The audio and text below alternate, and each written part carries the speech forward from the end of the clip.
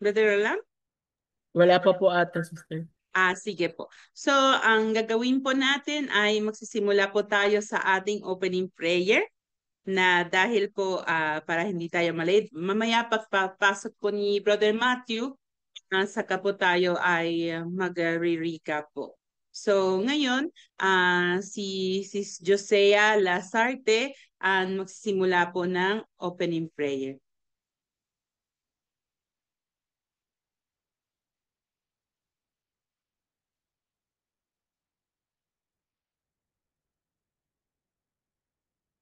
Parang wala din siya. Sige po, so ako na lang po ang mag-opening prayer po para sa ating lahat.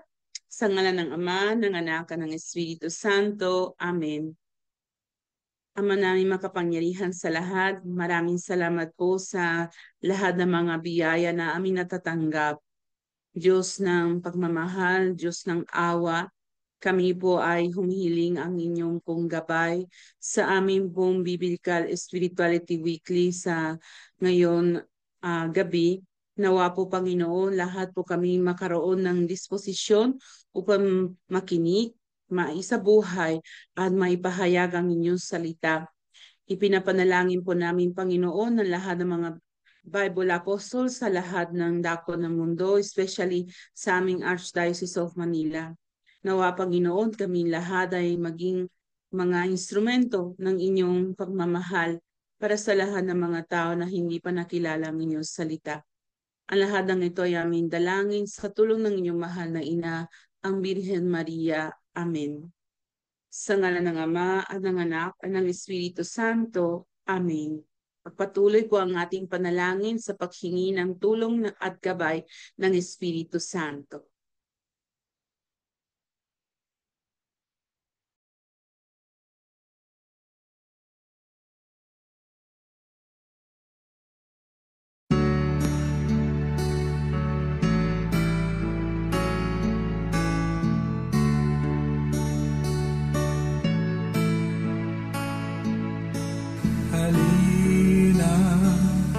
Espiritu Santo,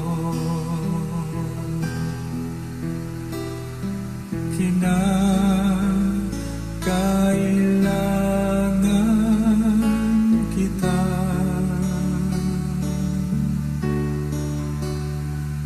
Sigla at lakas ng mahina, pag-asa ka namin lahat.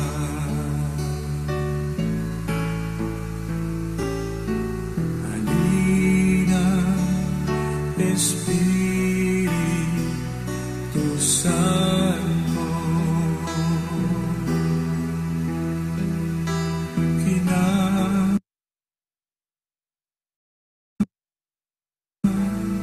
kailangan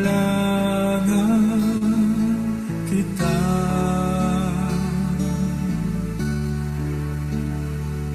Sigla at lakas na mahina,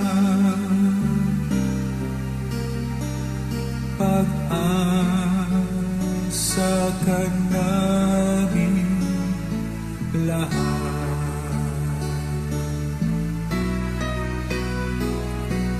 Halina, Espiritu Santo,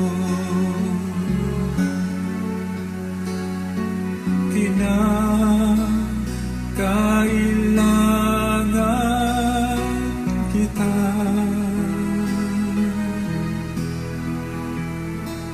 Sigla at lakas ng mahina, pag-asa ka namin lahat.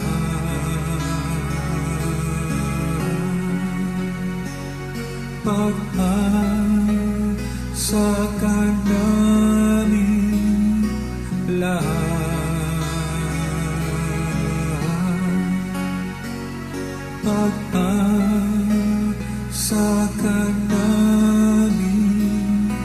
lahat.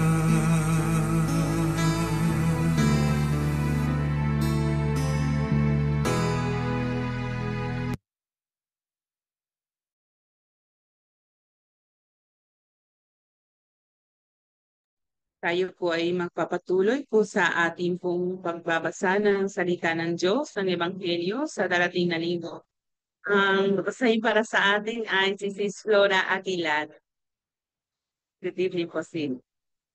Good evening. Ang mabuting balita ng Panginoon ayon kay San Mateo. Noong panahong iyon, dumating si Jesus sa lupain ng Cesarea ng Pilipos. Tinanong niya ang kanyang mga alagad, sino raw ang anak ng tao? Ayon sa mga tao.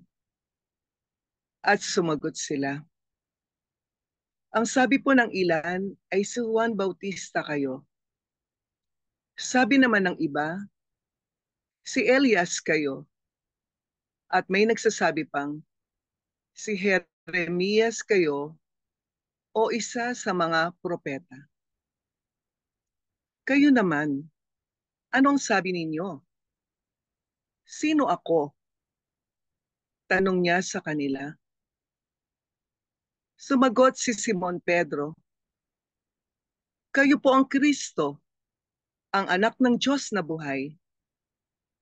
Sinabi sa kanya ni Jesus, mapalad ka, Simon na anak ni Jonas, sapagkat ang katotohanan ito'y hindi inihayag sa iyo ng sinumang tao, kundi ng aking amang nasa langit. At sinasabi ko naman sa iyo, ikaw ay Pedro, at sa ibabaw ng batong ito ay itatayo ko ang aking simbahan, at hindi makapananaig sa kanya kahit ang kapangyarihan ng kamatayan. Ibibigay ko sa iyo ang mga susi ng kaharian ng langit. Ang ipagbawal mo sa lupa ay ipagbabawal sa langit. At ang ipahintulot mo sa lupa ay ipahihintulot sa langit. Ang mabuting balita ng Panginoon. Pinupuri ka namin, Panginoong Hesukristo. Maraming salamat po. Tayo po ay magninilay at magpatuloy po sa ating pong panalangin sa pamamagitan ng isang awit.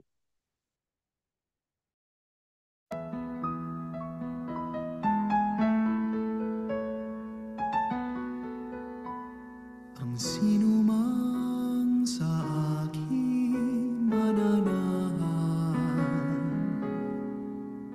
mananahan din ako sa Kanya. At kung siya'y mamunga ng masagana, siya sa ama'y nagbigay ng karangalan. Ngayon kayo'y aking kaibigan, hinango sa dilim at kababaan. Ang kaibigan ay mag-aalay ng sarili niyang buhay.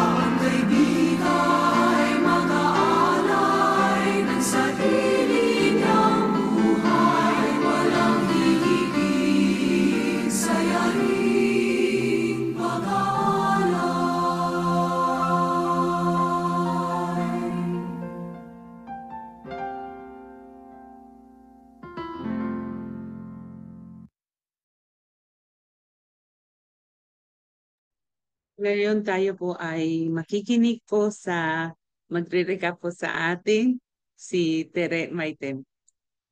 Hello po, magandang gabi po sa inyong lahat. So, ako po si Tere at nais ko lang pong biglan lang pong maganda po kasi si sister po yung nag-discuss po 'di ba po last time. And for me, yung Corpus Christi po, yung celebration po ng Corpus Christi, parang may special place po siya sa heart ko. And maganda po yung mga sinabi po ni sister regarding po sa pagpapaalala po sa atin ng kahalagahan po ng pagdiriwang natin ng Corpus Christi. Ayan. So, sa mga sinabi po ni sister, isa po sa mga nasabi niya yung pagiging walang hanggang pari ni Hesus Kristo. At yung pangalawa po, pero gusto ko pa bigyan emphasis po yung pangalawa kasi favorite ko siya. Yung sinabi po na yung pagmamahal ni Jesus po ay hindi limitado. Kasi kinontrast po yun sa atin na si Jesus ay naging tao katulad natin, pero sa huli po, binigay niya ng buong buo ang kanyang sarili. Hindi po siya nag-withhold, pero sa halip po ay binigay ng buong buo, dugo, katawan, lahat ng ito para po sa atin dahil po ang pagmamahal niya ay ganun po kalawak, ganun po katindi. And ah, gusto ko lang po na bigyan emphasis po ulit na sana po sa atin, medyo hindi na po siya recap, pero sana po tayo po ay mabigyan po ng grasya ng Panginoon. Patuloy po natin hingin sa Panginoon po yung grasya na sa lahat ng pagkakataon at maibigay rin po natin ang ating sarili, ang bawat isa sa atin, sa mga tao po na nangangailangan. Hindi lang po doon sa favorable lang po sa atin o dahil gusto lang po natin na kaibigan natin sila, ganon. Sana po maging katulad tayo ni Jesus. Ah, tayong mga tao nasaktan natin siya, pero ang kapalit nun, ang naging ganti ng mga yon ay pagmamahal na walang hanggan. Ayun lang po, sister. Salamat po. Maraming salamat, Tere. At ngayon tayo po ay magpapatuloy po sa ating mga sharers. Ang una po mag-share para sa atin ay si Brother Mark Monzon sa mga kabataan natin.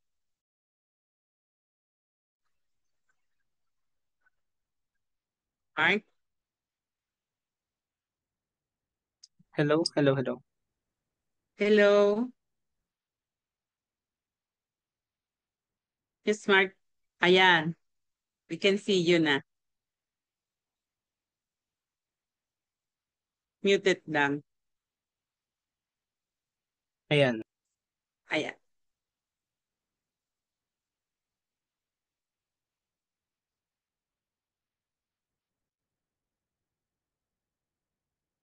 Muted ka din. Ba't yun? I'm sorry. Eto pa, ayan. Sige, sige. Ayan. So, hello, good evening po. So, ako po si Mark Monzon po.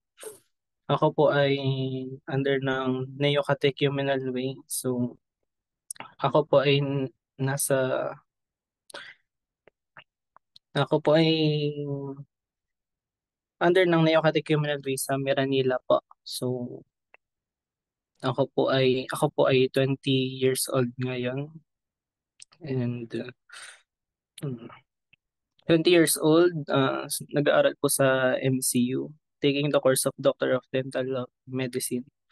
So, ang pagkakakilala ko po dito sa Kristo, no? So, sa gospel, no, nakita ko na maraming nag, na nakikilala si Kristo bilang iba't ibang mga propeta, katulad nila Elias, nila, nila Elias. Pero, sa akin kasi, sa aking karanasan, nakilala ko si Kristo bilang Diyos ng mga mabubuting tao.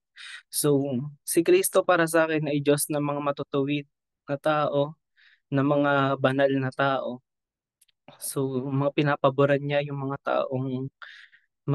nasa simbahan, mga taong minamahal siya, mga taong hindi gumagawa ng mga kasalanan. At ito yung tumatak sa akin nung habang ako'y lumalaki, no.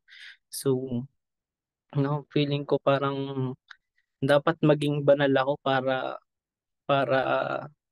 maging karapat dapat ako kay Kristo. Pero eventually habang lumalaki ako, dun ko parang nararamdaman na parang lumalayo yung sarili ko kay Kristo, sa Diyos na mapagmahal, na tong Diyos na alam kong magmahal sa taong matuwid, sa taong karapat dapat ng pagmamahal niya, sa taong banal, no? So ito yung nagsimula nung ako'y lumalaki, nakikita ko yung sitwasyon ko, nakikita ko yung sarili ko na feeling ko parang pinaparusaan ako ng Diyos. Hindi ko matanggap yung sitwasyon ko sa buhay, hindi yung kasama ko sa bahay, yung sitwasyong binigay niya sa akin, hindi ko yun tanggap, hindi ko yun kayang yakapin. Kaya, ayun, nagsimula akong maghanap ng parang may kulang sa pagkatao ko nung nagsimula akong maghanap ng kaligayahan sa sarili ko, na tulad ng ano no, nung mga bagay na sa tingin ko mahirap na pakawalan, tulad ng addiction sa pornografiya, sa masturbation, sa paglalasing, sa paninigarilyo, yung mga bagay na yan. Dahil hindi ko matanggap yung sitwasyong nararanasan ko ngayon, at sa tagal ng panahon na yun, no, mula sorry, 12 years old. 12 years old ako doon nag-start, no? Hanggang sa kasalukuyan mag 16 years old ako, ganun pa rin yung tumatakbo sa isip ko, na parang ang hirap naman ang hirap naman kilalanin ng parang hindi na ako karapat dapat sa Diyos na kinikilala ko, dahil narurumihan ako sa sarili ko, parang ang tingin ko sa sarili ko isang madumi, isang taong walang dangal, no? Ayun yung tingin ko sa sarili ko, na hindi ako karapat dapat sa pagmamahal ng Diyos. Pero nagpapasalamat ako sa Diyos dahil nagpakilala siya sa akin at dinala niya ako dito sa Neo Catechumenal Way, no? Nagpapasalamat ako sa kanya dahil nag-iba yung tingin ko sa Kristo, na akala ko nagmamahal lamang sa matutuwid na tao. Dito nagkaroon na ako ng panibagong point of view sa pagtingin ko kay Kristo. So hindi lang siya basta taong nagmamahal sa matutuwid, kundi nagmamahal din siya sa taong katulad ko. Siya yung taong nagbigay ng liwanag at direksyon sa buhay ko, na sa tingin ko parang wala ng halaga. Tingin ko parang pinaparusahan ako ng Diyos sa bagay na sa sitwasyon ko sa buhay, at nagpapasalamat ako sa Diyos dahil andyan pala siya sa andyan pala siya sa feeling ko, andyan siya na gumagabay sa akin, minamahal ako sa kabila ng kahinaan ko. Alam ko yung kahinaan ko, mga kahinaan ko sa buhay. Tanggap na tanggap niya ako. Niyayakap niya ako ng buong buo. At yun yung pagkakakilala ko kay Kristo. Kaya't nagpapasalamat ako kay Kristo dahil dinala niya ako dito. At nandito rin ako ngayon na nagsasalita sa harapan ninyo. Ayun lamang po. Maraming salamat, Mark. Ngayon po, tayo po ay magpapatuloy po sa ating second share, na kung saan ay si Lauren Aguilan. Hello, good evening po. Good evening.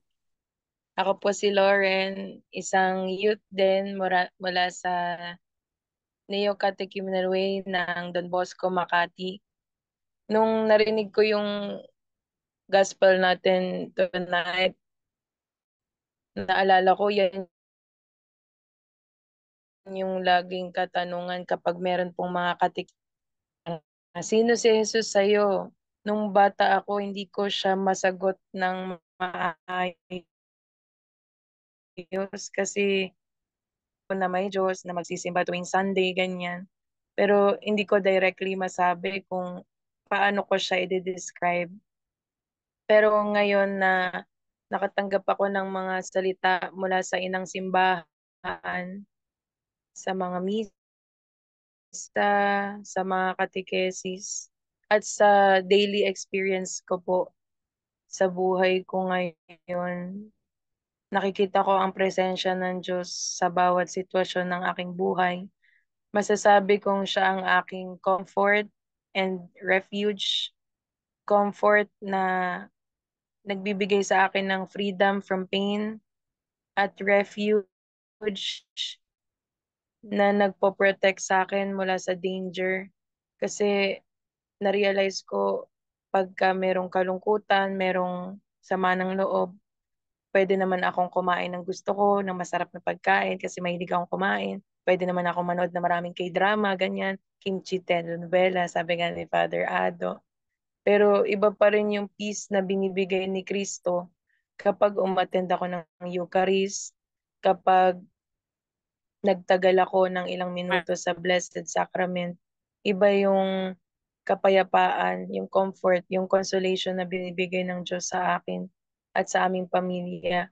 Sa katunayan po, galing ako sa team building sa Iloilo at Guimaras. Nagulat ako kasi sa Iloilo, ang dami po palang mga simbahan. Merong 300 years na na church.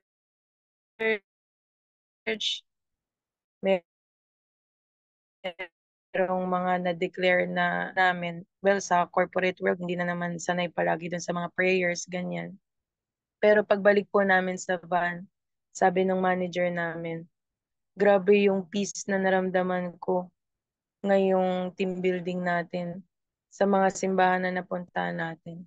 Kaya nagpapasalamat ako sa Diyos na na-experience namin yung ganun, na ang presensya niya talaga kahit saan sa mundo makikita sa mga pagdadasal at sa paglalakad. Kaya walang makakampantay dun sa pagmamahal na binibigay niya sa bawat isa. Kaya salamat po sa Diyos. Maraming salamat po sa ating mga sharers.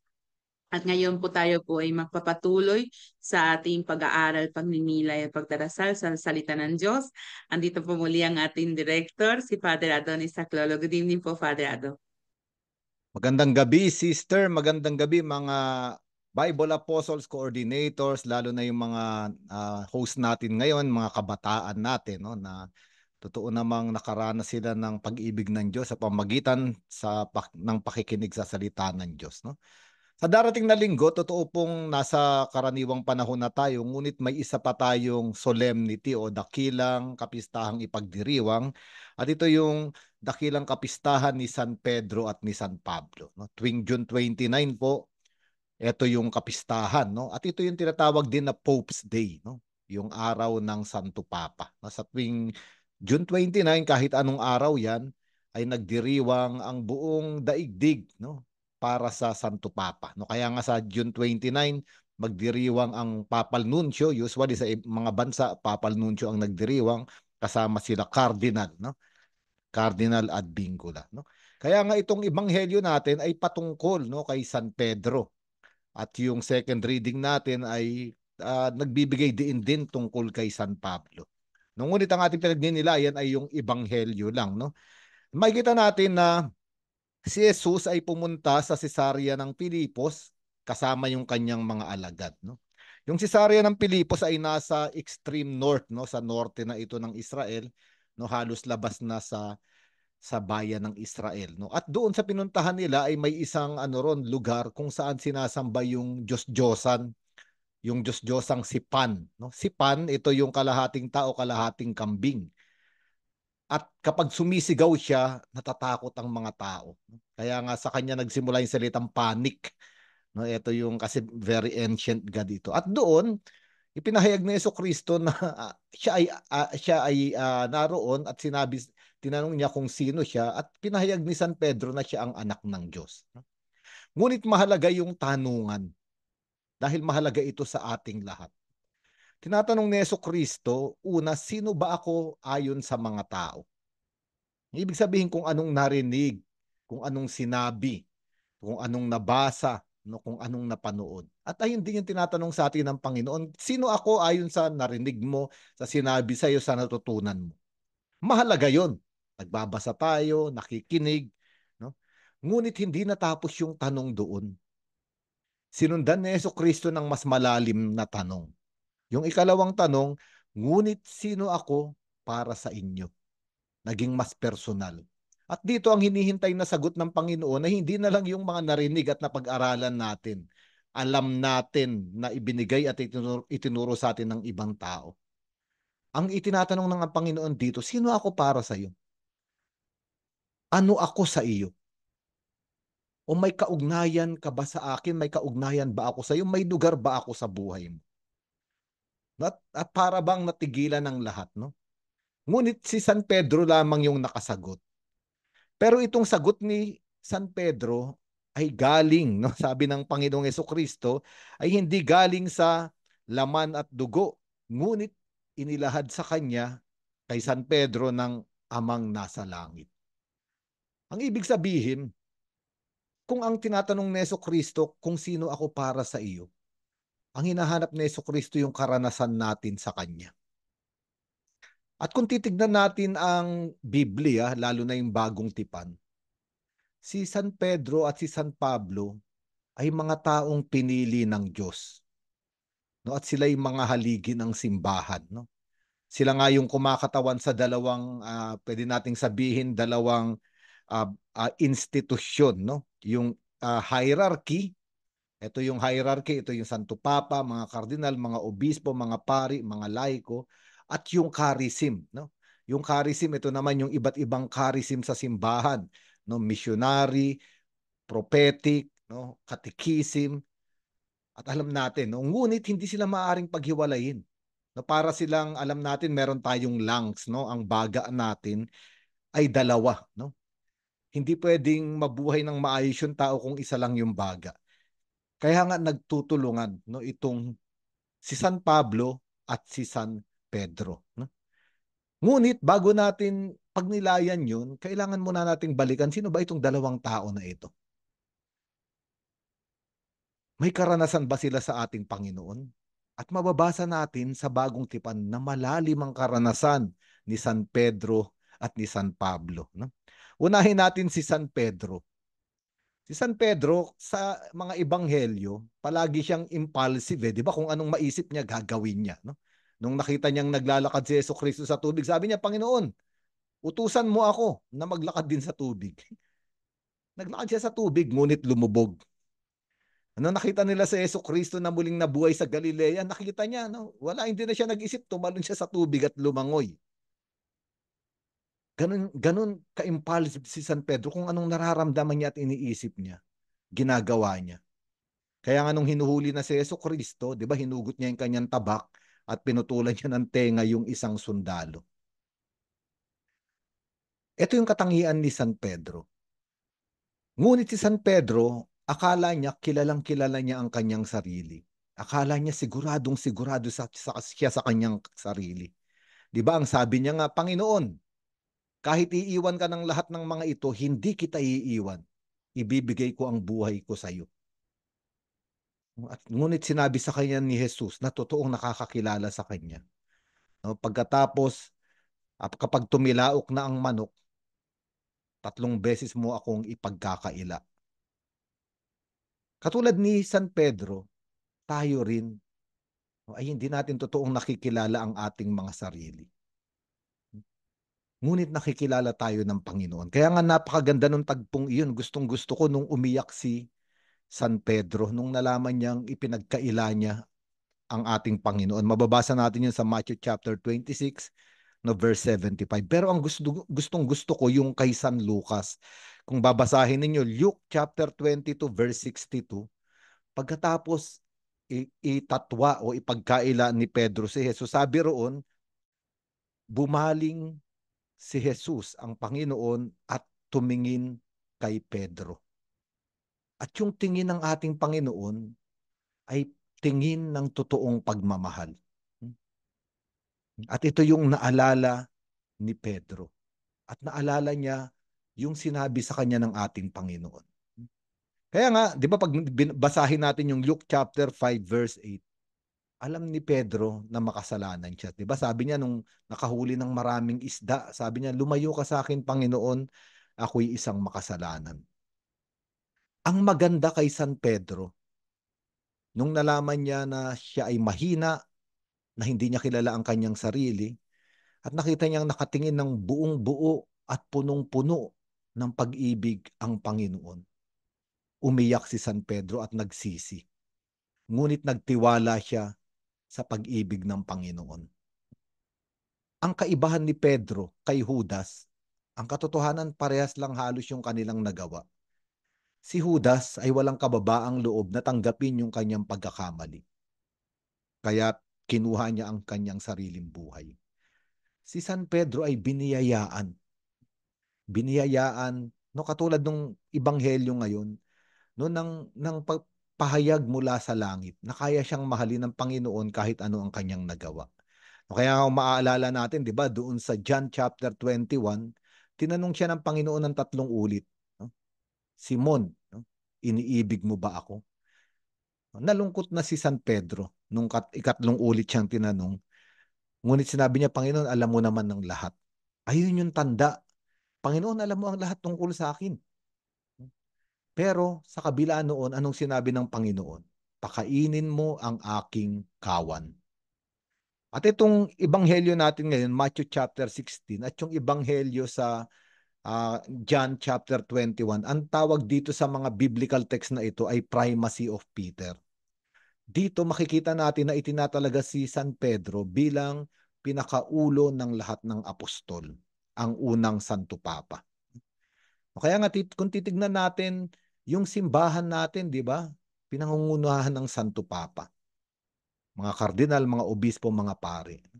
Ngunit minsan ay iskandalo tayo, no? Katulad nga nung sharing kanina ni Mark, no? Na para bang ang simbahan ay para sa mga malilinis, matutuwid, mabubuti, magaganda, mga banal. Totoo, para sa kanila iyon. Ngunit hindi nagtatapos iyon doon. Ang simbahan ay para rin sa mga mahihina, para rin sa mga nagkamali at nagkasala. Ito ang karanasan ni San Pedro at ito ang karanasan ng simbahan. No? Kung babasahin naman natin yung buhay ni San Pablo, mas mabigat yung buhay ni San Pablo. Si San Pablo ay lumaking Pariseo. Masyadong matuwid si San Pablo, nag-aral siya sa paan ni Gamaliel, isang sikat na Pariseo. Kaya nga, nung nakita niyang medyo sumisikat na yung Kristyanismo, punong-puno ng pag-aalab, full of zeal, no? Sabi niya, nabigyan niyo ako ng permiso, uusigin ko ang mga Kristiyanong ito. Ang katotohanan nga nung namatay no, si Esteban, yung unang martir, ay nandun si San Pablo. No? He connived, no? Sabi nila, no? Nakipagtulungan siya para batuhin si Esteban. At papunta siya sa Damascus, alam natin no, na punong-puno ng pwede natin sabihin ng pagtitiwala rin sa sarili katulad ni Pedro. Dahil alam niya, maliwanag ang isip niya. Dahil siya ay nag-aaral. Alam niya na mas nakakaalam siya at mas mabuti siya kaysa sa mga taong ito. No, kaya nga napapunta siya sa Damascus, nakasakay ng kabayo ayon sa tradisyon, sinalubong siya ng mas matinding liwanag. At doon, anong nangyari kay kay San Pablo? Bumagsak siya sa lupa. At mahalaga yung tagpong iyon sa buhay ni San Pablo. Akala niya siya yung nasa liwanag, ngunit nung sinalubong siya ng liwanag ni Jesucristo, nakita niyang siya yung nasa dilim. Ang katotohanan, nabulag siya. Di ba?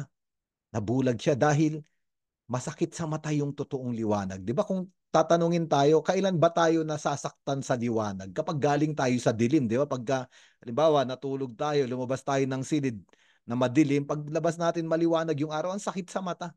Ayun yung karanasan ni San Pablo. Akala niya nasa liwanag siya. Siya pala yung nasa dilim. At pinahalik siya ng Panginoon sa lupa.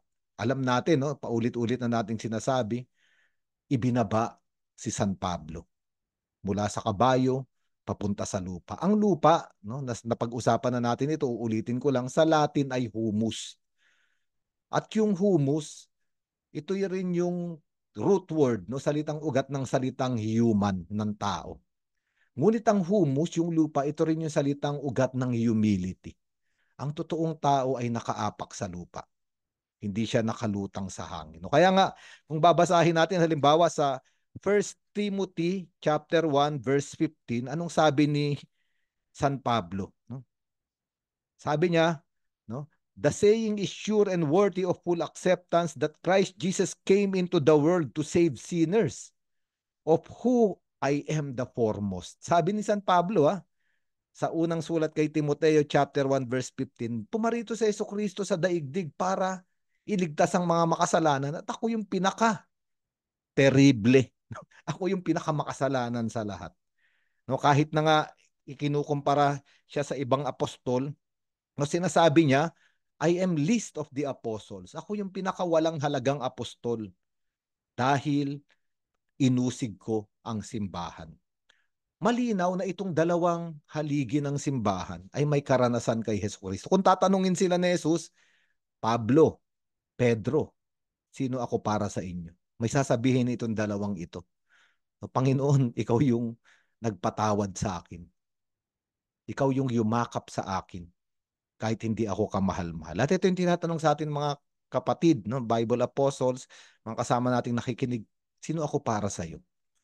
Sabihin natin, Panginoon, ikaw yung tanging tumanggap sa akin nung kahit ako nga hindi ko na matanggap yung aking sarili. Ito yung sinishare kanina nila Mark, no? At ito rin yung sinishare ng maraming tao. At ito yung kapayapaan. No? Ngayon, kung ipagpapatuloy natin itong ebanghelyo, mahalaga yung sinabi rito ni Jesus. Ikaw ay Pedro at sa ibabaw ng batong ito ay itatayo ko ang aking simbahan at ang kapangyarihan ng kamatayan ay hindi magtatagumpay laban sa iyo. Ngayon, kailangan natin itong bigyan ng kaliwanagan ng kaunti. No? Sapagkat Pedro, ang salitang Pedro sa Latin ay Petrus. Sa Griego ay Petros. Ang ibig sabihin ay bato. Na sinasabi ng Panginoon, ikaw ang bato. At dito ko itatayo ang simbahan. Sapagkat naniniwala tayo na ang mga apostol ay ang haliging bato ng simbahan. Ngunit sa ibang bahagi ng Ebanghelyo, ang tawag naman kay Pedro ay Cephas. At huwag tayong masyadong malilito rito sapagkat yung Cephas ay salitang Aramaiko naman na ang kahulugan din ay bato. Yung Petros ay salitang Grego, kahulugan din ay bato. Kaya nga interchangeable. Pwedeng Cephas, pwedeng Pedro. Ngunit, ang sinatanong dito, ngayon sino ba talaga ang pundasyon ng simbahan? Si Pedro ba? Ang mga apostol ba? O si Jesus?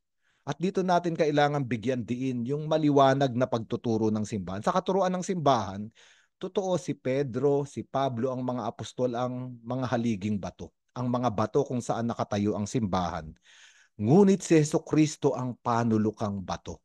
Cornerstone. No? Tandaan natin ito. Diba? Sabi ni Jesucristo, siya yung panulukang bato na itinakwil ng mga nagtatayo. Ngayon, hindi natin mauunawaan ito kung ang iniisip nating pagtatayo ng bahay ay yung arkitektura o yung construction technique sa panahon natin. Ngunit sa panahon ni Jesucristo, mahalaga ito.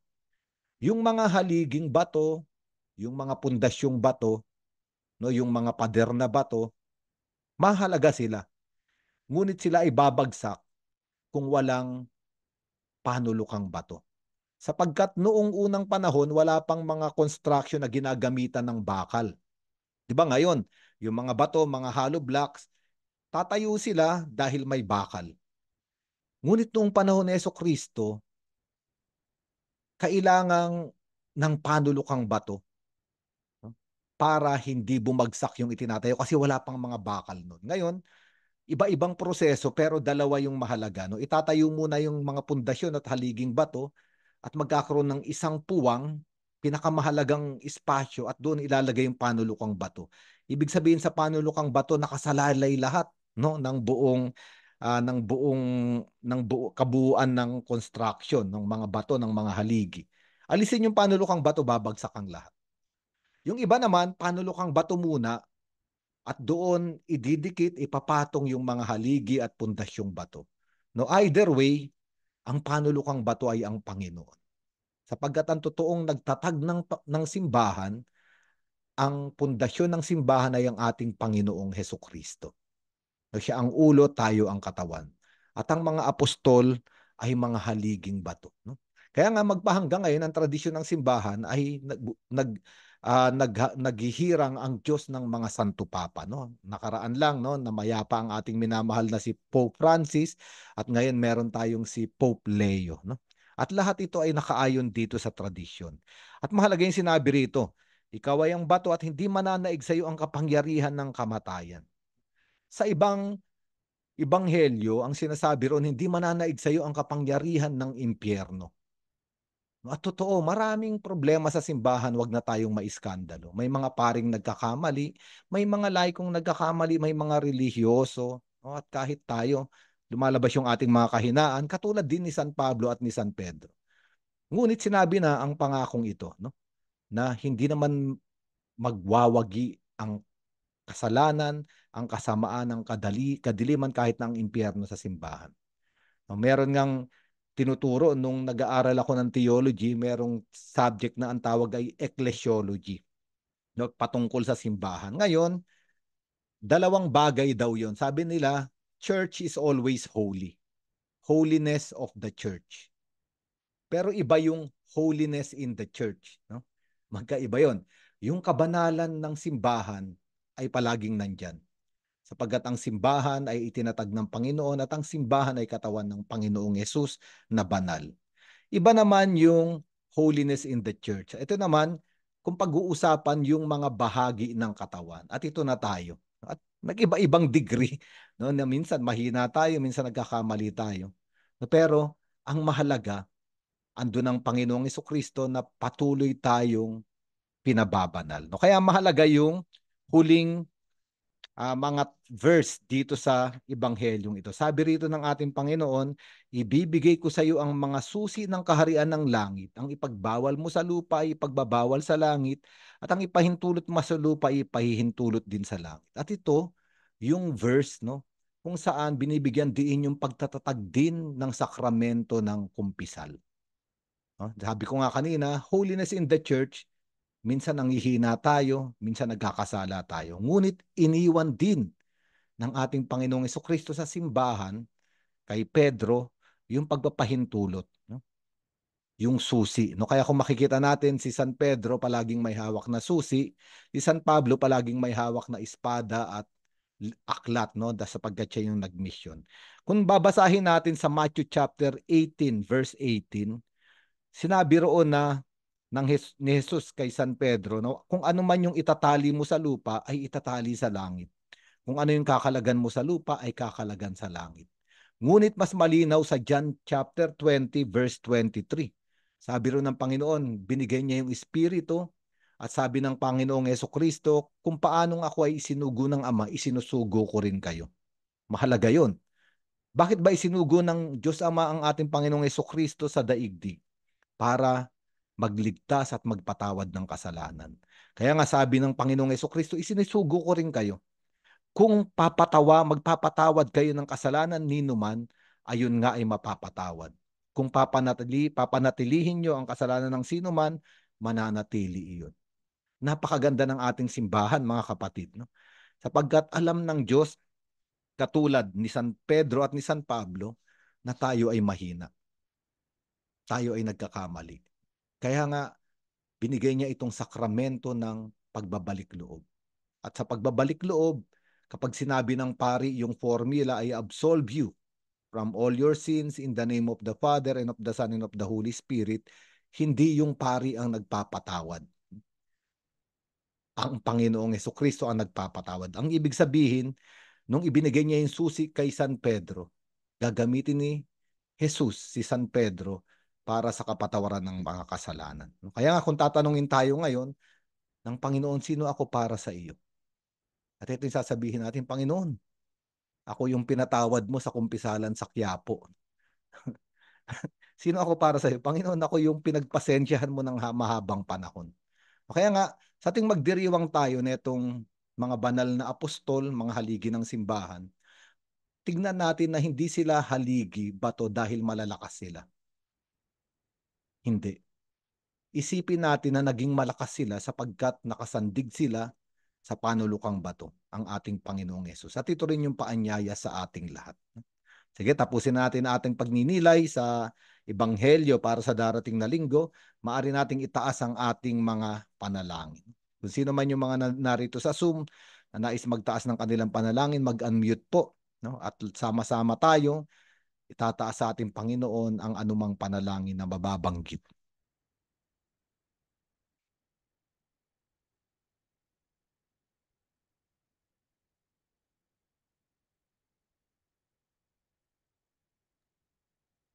Panginoong Jesus, itinataas po namin sa inyo ang patuloy po na nararanasan po ng bawat isa sa amin sa buong mundo. Nawa patuloy ang iyong kapayapaan, ang lumukob sa mga puso, lalong-lalo na po sa mga leaders po ng iba't ibang bansa. Manalangin tayo sa Panginoon. Panginoon, dinggin mo ang aming panalangin.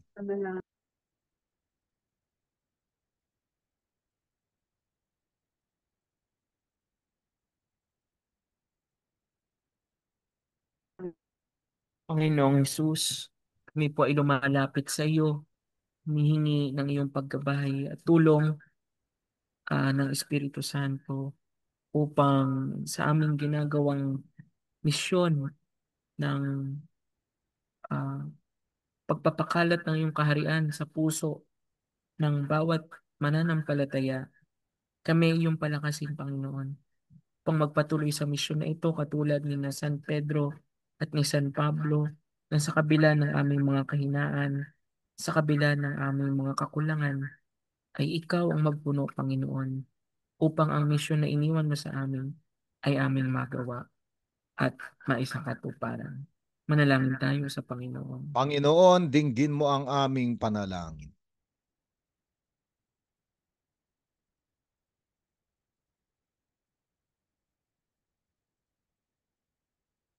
Tanggapin mo, Ama, ang mga panalangin na ito, ganun din yung mga nakatago sa aming mga kalooban sa pamamagitan ng panalangin itinuro ng iyong anak sa amin. Ama namin, sumasalangit ka. Sambahin ang ngalan mo. Mapasa amin ang kaharian mo. Sundin ang loob mo dito sa lupa para ng sa langit. Bigyan mo kami ngayon ng aming kakanin sa araw-araw at patawarin mo kami sa aming mga sala para ng pagpapatawad namin sa nagkakasala sa amin at huwag mo kami ipahintulot sa tukso at iadya mo kami sa lahat ng masama. Announcement tayo. Yes po. Tere, good evening again. Si Tere po is ready with the announcements. Hello po, magandang gabi po sa inyong lahat. So, share ko lang po yung yung ginawa ko po. Para lang po madali po makasunod po ang ating mga nanonood sa atin sa Facebook. So, maraming salamat po sa patuloy niyo pong pagsubaybay po sa aming mga ginagawa po. Ayan. Nakikita niyo po ba? Yan. So magkita-kita po muli tayo. Ito po ang ngayon darating na Sabado na po ang ating monthly formation and meeting. Nagaganapin pa rin po sa 3rd floor multipurpose hall, Day First Building sa San Carlos Seminary sa Makati City. So muli po, ito po ay libre para sa lahat po na nais na dumalo. Makikiusap na lang po kami na paki-confirm po ang inyong attendance para po makapaghanda po kami ng ating pagsasaluhan. So, ang dadalhin nyo lang po, huwag nyo pong kalimutan ang inyong Biblia, notebook, at inyong mga panulat. Ito po ay ngayong darating na Sabado, June 28, mula alas 9 ng umaga hanggang alas 12 po ng tanghali. So, baka sabihin po ng iba, hindi lang po ito sa amin, o sa amin na mga matatanda na, pero ang mga kabataan po ay very welcome din po na dumalo dahil panigurado naman po na ang Espiritu Santo ay mangungusap po sa atin sa pamamagitan po ng ating mga speakers para po sa araw na yon, si Father Adonis, saka si Sister Daisy. Ayun po. And next, Father, pinost ko na po dito. Ito po yung sinend ni Father sa ating group chat. Ito po yung parang matagal na pong ini-invite po ni Father sa mga nais po na umattend or mag-enroll po sa ano pong tawag dito, Father? Ministry of the Word 1, Approaches to the Biblical Ministry. So, may nagtatanong po, kailan po ito magsisimula? Ito po ay magsisimula sa August 7 to December 4, 2025. And ang ating butihing director po na si Father Adonis Saclola ang magiging magtuturo po sa subject po na ito. Kaya para po sa mga nais po na kumonek at nais pong mga interesado po, message niyo po kami. So far po may tatlo na po. Tatlo na po na interesado dito. So pwede pa po kayong humabol at panigurado po na marami po tayo talaga matututunan po. So dahil po ito ay may discount po sa atin, lalo na po sa mga parish and diocesan biblical ministers.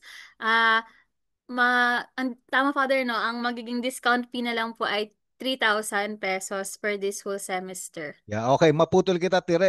Sige po, Father. Etong subject na ito ay kasi nagtuturo ko sa Ateneo sa Loyola School of Theology. At sila yung nag-offer nito since nasa biblical ministry ako, baka pwede raw akong magbigay netong approaches to biblical ministry at iba-ibang approaches no ang pwede nating ibigay dito no sa sa course na ito no. Ngayon, sabi nila bakit lumabas yung ano rito? Facebook. Ayan. Sabi nila Father Eric Eusebio, yung president ngayon na outgoing president ng Loyola School of Theology na magbibigay nga sila ng pagkakataon sa mga lay, no? Pwede itong maging actually pwedeng maging makredit and kung gusto niyo pang kumuha ng mga ibang courses doon kasi nasa kanila rin yung CEFAM, no? Pwedeng credit ito para sa inyong pwede certification o diploma. No, mag-email, pakilagay tire uli, mag-email lang kayo roon sa LST, no? Para makapag-enroll. Kasi ang enrollment po ay baka sa this coming July na, no? Sa enroll at LST Edu. At sabihin niyo po kung gusto niyo i-avail yung scholarship, no? Para mabigyan kayo ng discount, no? Parang 3,000 nga yung hihingin nila. Sabihin niyo lang po itong title, no? Ministry of the Word, One Approaches to Biblical Ministry. Sa Ateneo po ito. Pwedeng online, no? Pero mahirap po pag online. Kung kaya nyo naman pumunta, pumunta po kayo. Pero meron din po, kasi hybrid doon, meron ding face on-site. Ako magtuturo ko on-site. Sige, Tere. Salamat po, Father. Sorry po, chinek ko po yung Facebook page natin. Ayan. So, babalik ko po ulit sa slide ko po. Ayan. So, ito po ang inaabangan po ng lahat, ang ating annual biblical retreat ngayon darating po na August 29 to 31 sa St. Michael Retreat House, Antipolo City. Ayun po, meron pa pong panahon. So, ilang days na lang po. Ilang buwan na lang magjo-July na po next week. Sana po makasama po namin kayo. Meron pa pong sapat na panahon para po makapag-ipon. At panigurado po na marami po tayong aabangan at matututunan po sa magiging second annual biblical retreat po natin. So para po sa mga coordinators po na nanonood po at sa mga bago lang po na nakita po itong aming anunsyo, kayo po ay welcome po na umattend po dito. So, ito po ay bukas din po sa lahat, hindi lang po sa mga Bible Apostles sa iba't ibang parokya po ng Archdiocese of Manila, kundi bukas po sa lahat na interesado.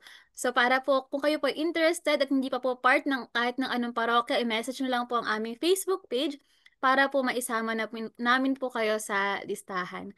At sa darating po ng mga araw at linggo, hopefully po makapag-release po kami ng another poster po na mas detalye na po kung paano po yung paparegister po talaga and kung paano po yung mode of payment para sa mga nais makapagbayad po ng una.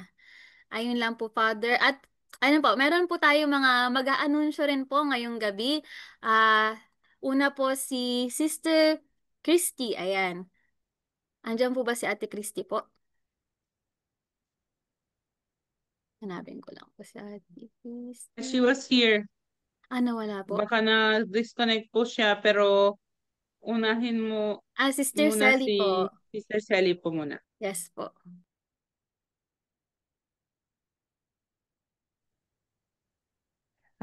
So actually hindi ako prepared pero anyway, okay na ba ako? Okay. Yung kasi sinabi ni Father Ado na may ano siya sa atin na bumisita tayo sa mga kulungan, no?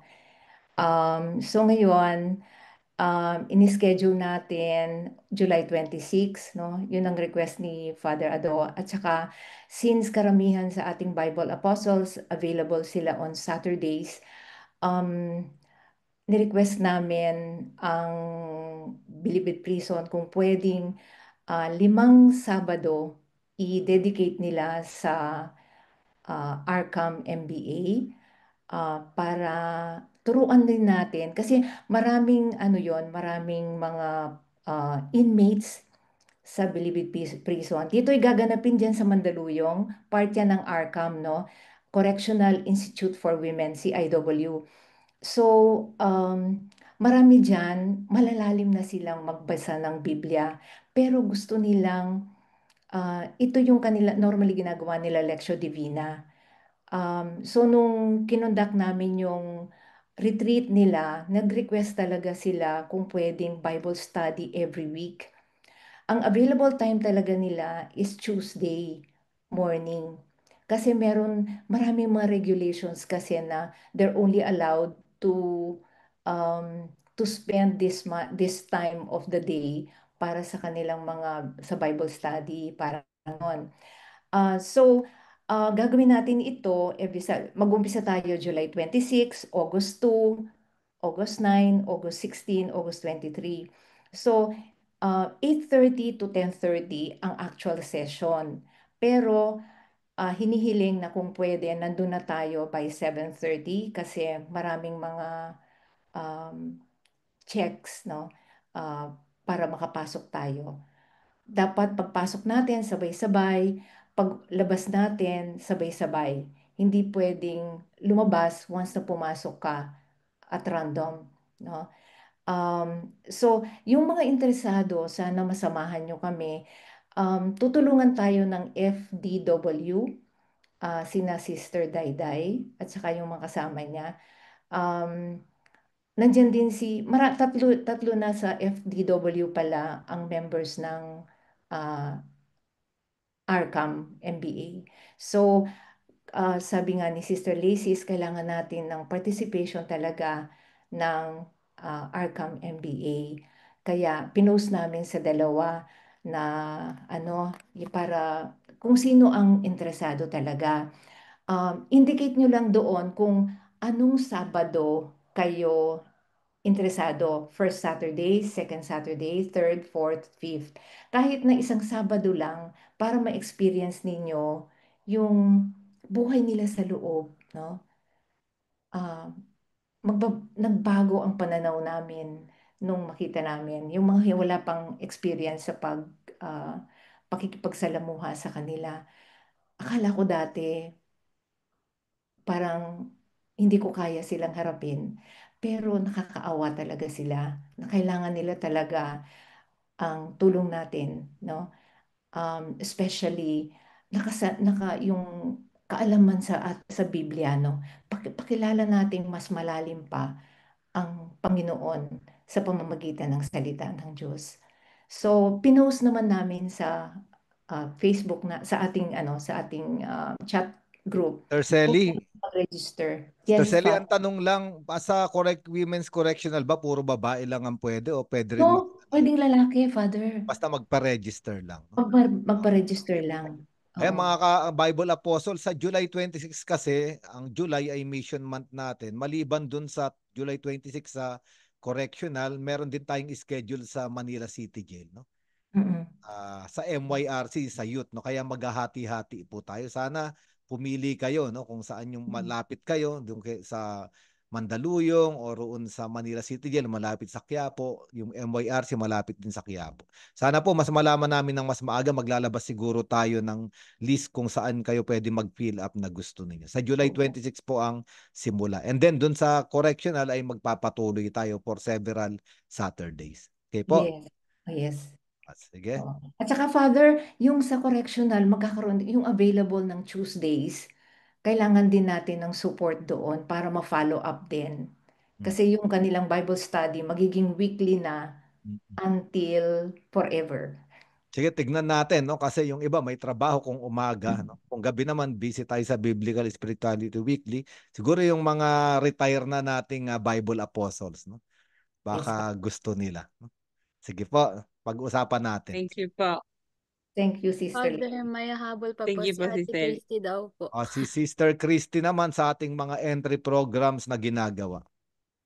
Hi, magandang gabi po. Narinig po ako. Naririnig ako, Padre? Yes, oo. Opo. Ulitin ko po ulit. Nagsisimula na po ang entry program sa Don Bosco, Tondo. Nagsimula po kami nung Friday ng 7 p.m. to 9 with Father Arnold. So, nag-i-invite po kami sa mga may nais o gusto pong maki-join sa amin sa entry program sa Don Bosco. Pwede pa po kayong pumunta kasi meron pa po kaming natitirang 1, 2, 3, 4 na session, 4 na topic, 2 session. So, sa July 18, August 15 at September 19. Every third Friday of the month po ang hiniling nila na schedule. At ngayon po, meron pa po yatang isang parish sa bandang Pasay ay magsisimula rin po ang entry program. Yung mga malapit sa diocese na yon, pwede po kayong magsabi kay Sister Lacey at kay Sister Tere kung nais niyo pong magpa-conduct ng entry program. At maraming salamat po sa pakikiisa po ng lahat. At ito po yung simula ng ating mission bilang mga apostol. Yun lang po, Salamat, Padre. Sister Christy. Wala na ba Thank you tayong po. announcement? Merong nag-inquire na gusto niya raw sumama sa correctional visit mission. Paki-contact na lang po si Tere o si Sister Lacey o si Sister Sel. Ngayon po para sa ating Biblical Spirituality Weekly, maganda po yung nangyari ngayon dahil walang available na parish. Nag-join po ang iba't ibang parishes, no? Kung wala po talagang parish na makukuha, na dahil marami ring ginagawa sa parokya, pwede po kayong mag-volunteer as individual, i-message nyo lang po kami. Halimbawa, sa darating na linggo, gusto ko pong mag-share. O sa darating na linggo, gusto ko pong ako yung magdasal, no? Ano po, bibigyan po kayo ng space, no? Of course, ginawa lang natin per parish para mas madali, pero nga may mga panahon na busy sa mga parokya, no?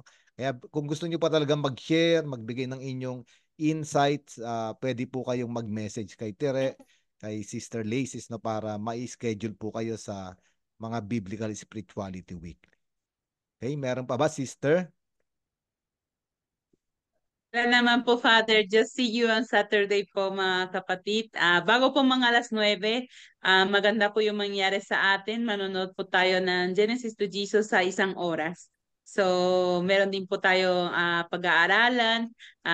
So, sana nandun po tayong lahat.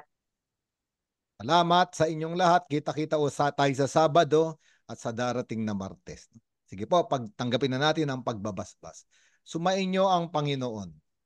Pagpalain kayong lahat, gayon din ang inyong mga pinakamamahal sa buhay ng ating makapangyarihang Diyos, Ama at Anak at Espiritu Santo. Umayo kayong taglay ang kapayapaan ng Panginoong muling nabuhay. Salamat sa Diyos. Good evening para sa lahat. Salamat po, Father. Salamat po sa lahat. Salamat po. See you po on Saturday. Thank you po. See you on Saturday. Thank you. God bless po. Bye. Bye-bye po. Third floor ulit doon sa sa San Carlos, sa Lay Force po. See you po. Salamat po sa inyo.